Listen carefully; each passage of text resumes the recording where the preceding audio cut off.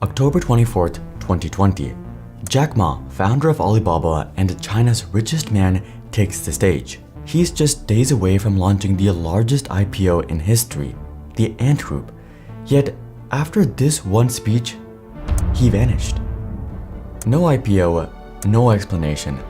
And then, nearly $900 billion in value was erased from his companies. Yet, suddenly, in 2025, Jack Ma has returned. What happened in those missing years, and why has he returned now?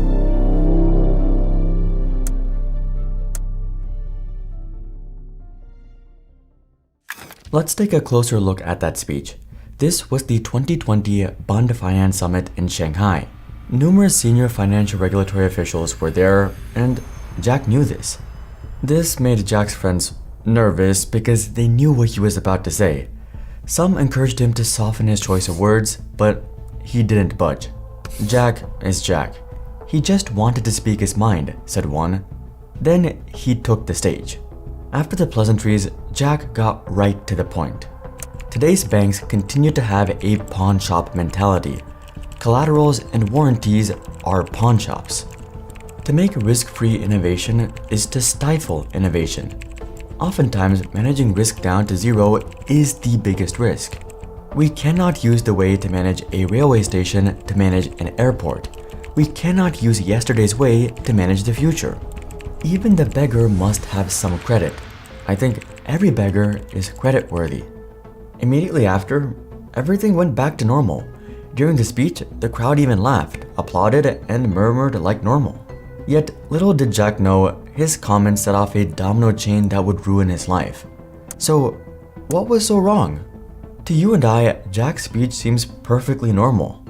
Compared to how many openly and harshly criticized leaders like Trump, Biden, or just the United States, it even appears tame. Jack even seemed to be rallying a call to make the Chinese financial system more prosperous. But this is China we're talking about. Amongst the crowd, senior CCP members were fuming. Financial regulators in the crowd felt insulted being chastised so publicly. They were going to remind Jack of one truth. In China, you don't criticize the CCP. As Jack was preparing for Ant Group's IPO, which analysts predicted would be the biggest in history, things were set in motion behind closed doors. According to inside sources, the General Office of the State Council compiled a report about Ma's speech and submitted it to senior leaders, including President Xi Jinping. Little to say, he wasn't impressed. Yet, it wasn't just Jack's comments and tone that annoyed him. Something else concerned him. Then, the following day, it all began to go wrong. But to explain how, we need to take a step back. There was much more to Jack Ma than this speech or his money. Jack had something else that concerned the CCP.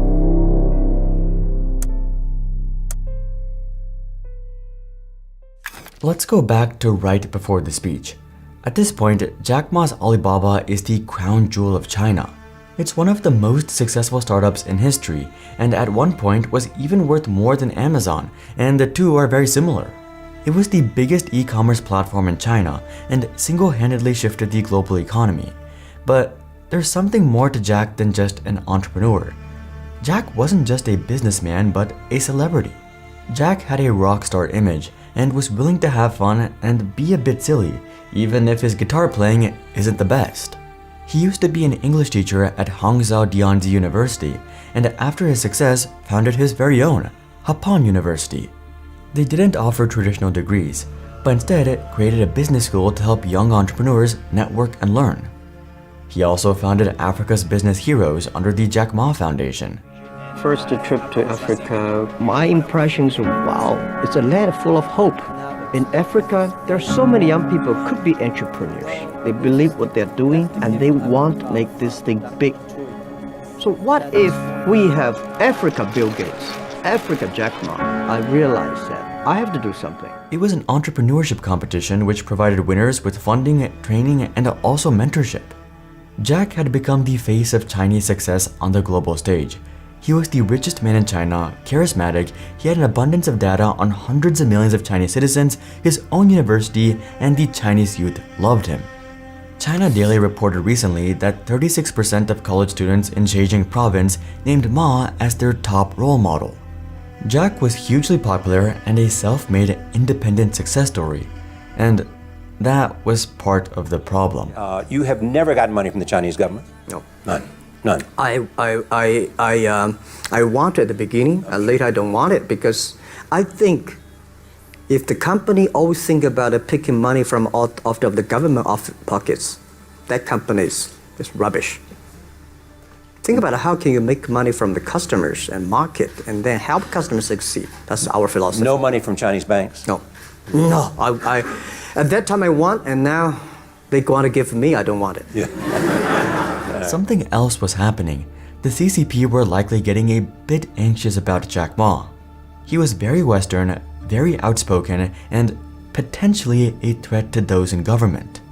If you're unsure of the power of a celebrity businessman in the world of politics, look no further than Donald Trump or Elon Musk. Was Jack scheming for Xi Jinping's job? I seriously doubt it, but what mattered is that he was a threat. And that brings us to the Ant Group, Jack's next and arguably most important play. You may not have heard of it, but it owns the biggest mobile and digital payment platform, Alipay. It's like PayPal, but also grew into all kinds of financial services like credit, investing, transferring cash, tracking your credit, even buying insurance, and its scale is unbelievable. Alipay at its peak had 1.3 billion users and over 80 million merchants. In total, it's processed over $20 trillion in payments. And most importantly, it was preparing for an IPO on the Shanghai Stock Exchange, the biggest IPO in history. Estimates for Ant Group's fundraising were $34.5 billion, which would value the company at $313 billion. And keep in mind, Ant Group is just one of Jack's companies. He had built his wealth when Alibaba went public, and Ant Group could have been even bigger. But that didn't happen. The timing couldn't have been worse, and next came Jack's worst nightmare.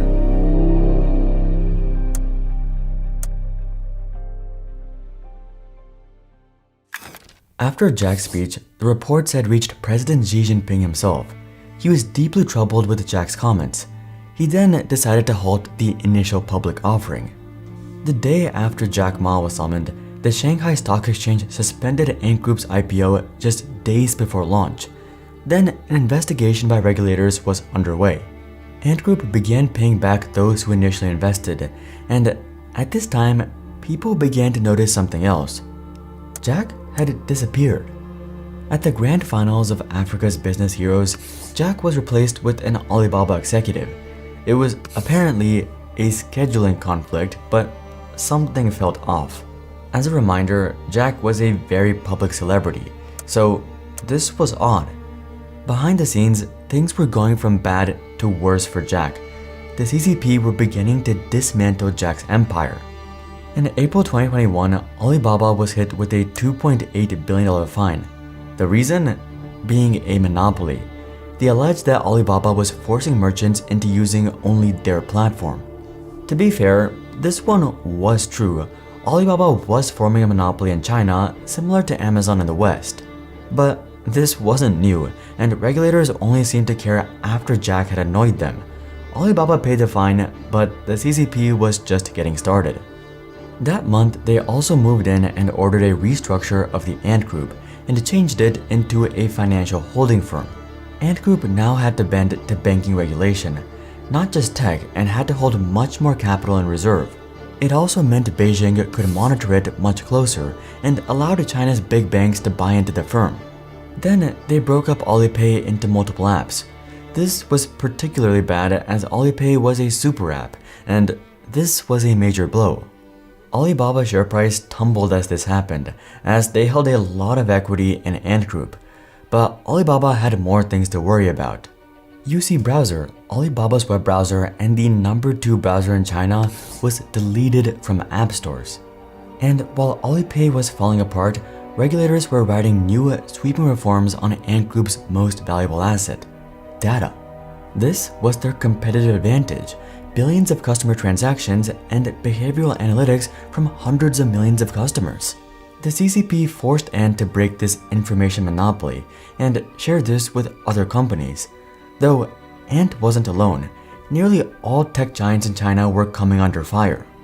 Didi Chuxing, which owns a taxi and ride-sharing app, had just gone public on the New York Stock Exchange in June 2021 before regulators launched an investigation into the app. Didi was removed from all app stores, was delisted from the NYSE, and was fined $1.2 billion. It wasn't even allowed to accept new users until January 2023. Then there was ByteDance, the parent company of TikTok. Not only were recommendation algorithms added to the no export list, but their educational app, GoGoKid, was shut down in a crackdown on after-school tutoring. Even Tencent came under fire and was fined for antitrust laws. Jack was at the heart of a new storm, yet he somehow had even more things to worry about. His prestigious business school, Hapon University, also came under fire. New enrollments were suspended, Ma was forced to disassociate himself, and the school had to drop university from their name. By mid-2021, Jack's companies had fallen to less than half. Even investors who bought in at Alibaba's IPO were in the red, 10 years later. Then in 2023, Jack relinquished control of Ant Group, with his voting power dropping from 50% to 6%. By 2024, Jack's companies had lost almost $900 billion in value, and during all this time, Jack had disappeared from the public. He stopped giving talks and had also stopped tweeting altogether, and hasn't to this day. He has been spotted every so often and was rumored to be living in Tokyo, but has all but disappeared. He was excluded from the state media, including a list of Chinese entrepreneurial leaders, despite being the most successful. Yet, something else has happened in China. Xi Jinping and the CCP may have made mistakes, and now they're desperately trying to rebuild. This sudden, sweeping crackdown had intimidated not just Chinese companies, but everyone. With how easily giants could be fined and dismantled, foreign companies realized China might not be worth it. In 2024, China's foreign direct investment, or FDI, fell 29% compared to the previous year. Walmart sold a stake in one of China's e-commerce platforms worth $3.6 billion, which it had held for 6 years. IBM closed a research facility in China. Honda halted production of 3 Chinese plants. Giant US law firms announced the closure of offices in Beijing and Hong Kong. Dell announced it is moving manufacturing away from China. And most recently, Apple has begun moving its production to India alongside Foxconn. This was bad, and it's only gotten worse. In early 2025, fixed asset investment grew by only 1.6%. Industrial output and retail sales have also shown a decline in growth. Consumption was down, the economy was slowing, and to make matters worse, there was a rising youth unemployment rate. Then something unexpected happened. On February 17, 2025, Xi Jinping personally hosted a summit for business leaders at Beijing's Great Hall of the People. And there was Jack Ma. The message was clear. We need you, just like we need you on this channel. We're trying to cross 1 million subscribers by the end of this year, and we're over 80% there. If you hit subscribe right now, we might just be able to pull it off.